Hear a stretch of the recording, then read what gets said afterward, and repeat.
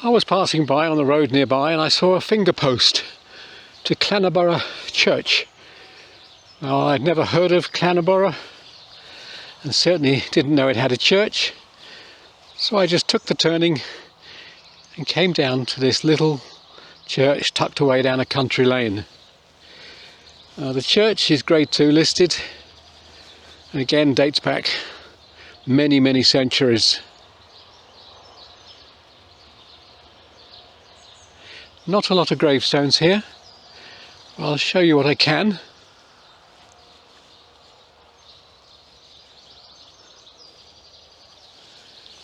Very quaint, typical little church tucked away in the Devonshire countryside. Stood just like this for all those centuries.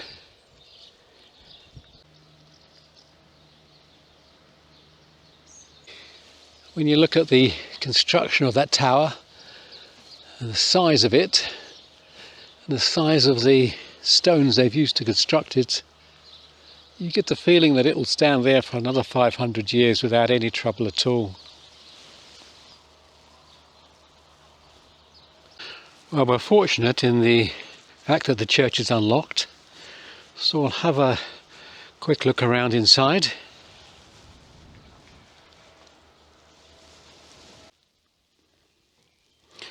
Well, the first thing I notice inside the church is that there's no electric light.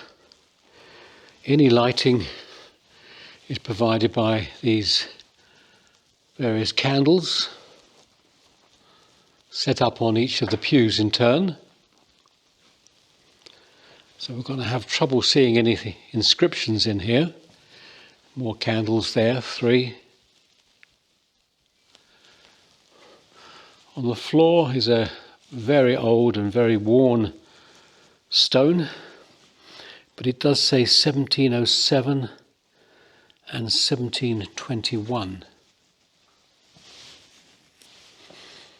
As we move up through the nave, a couple of inscriptions on the walls here, but these are both to reverends or rectors of the church. This is Richard Freer, rector of this parish, who departed this life. It's difficult to make out all the wording on that. There's a date at the bottom there, 1800.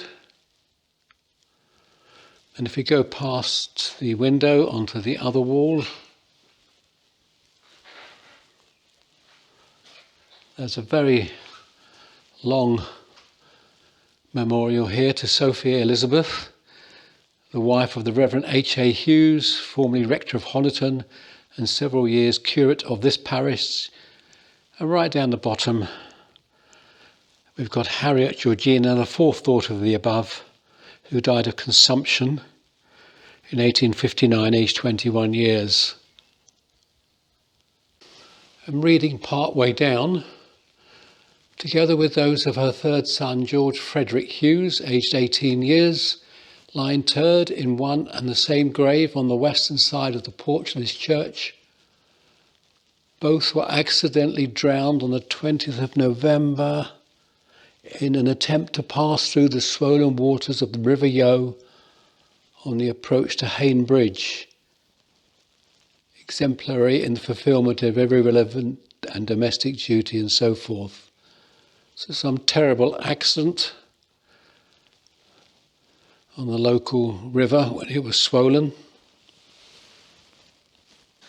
And on this stained glass window we have a note at the bottom: to the glory of God and in loving, goes across the other side. And he seems to be a captain in the 1st Royal Dragoons in 1900. Difficult to see the continuity there as it's split across two panels.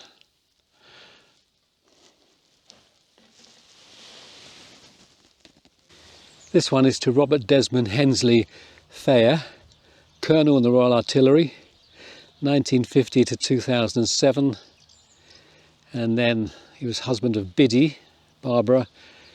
He died in 2011. She was the daughter of Major General Sir Charlton Spinks. And the one next door, Robert Bernard Thayer, Lieutenant Colonel, Gurkha Rifles, retired, 1966, age 80. These graves are in a very prominent position. There's another one to a member of the family there. So I imagine they probably lived in the nearby very large house adjoining the church. Not very many graves in the graveyard here. William Cornish on that one. Well, that looks interesting. Let's have a close up on that one. William Cornish, late of Scanatellis, or Canatellis, New York in America. There's a story there somewhere. This one chosen at random. Simon Peter May, 1998, who lived with joy and great courage and is remembered with love.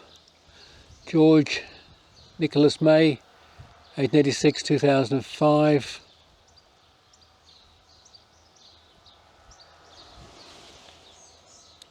Up on top of this mound here is a very large tomb, grave.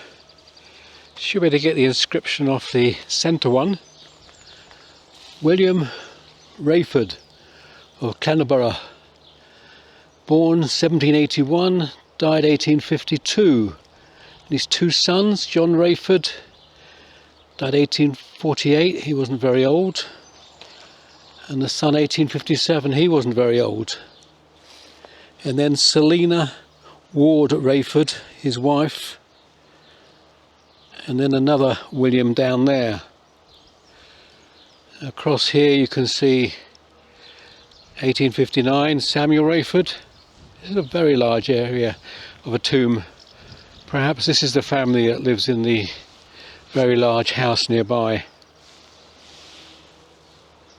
Just up here under the tree, quite dark to film, are three identical stones, and they're to members of the Milton family.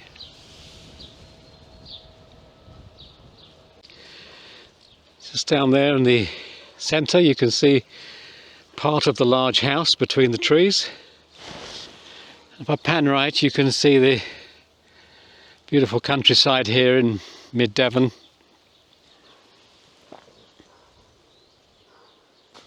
Well, that's my brief visit to Clannaborough Church.